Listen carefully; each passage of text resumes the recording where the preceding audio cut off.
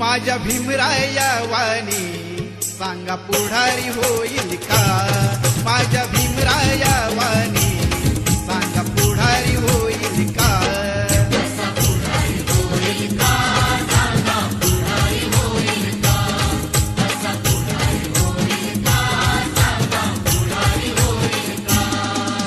सुज्ञानाचा निर्मळ जरा भीमासारखा माणूस खरा जन्मा येईल का? माझ्या भीमराया वाणी सांगा पुढारी होईल